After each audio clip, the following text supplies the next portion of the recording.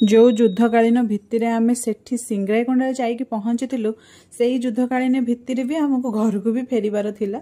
तो से आम फास्ट स्टार्ट कलु जर्नी आमर बस रु बस रे आम आसिक पहुँची गलु स्टेशन रे।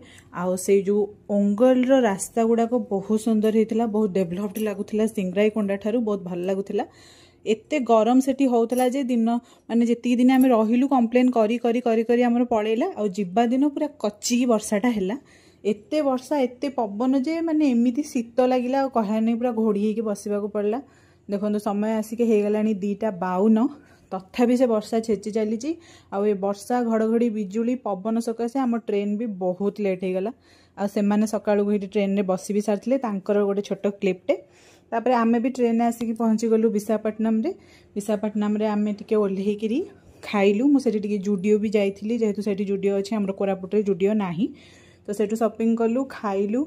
एते दिन हला जेहेतु खाइ नथलु, टिके भल कि दाबिकी भल मंद टिके खाइकिरी सेठू बाहरिली।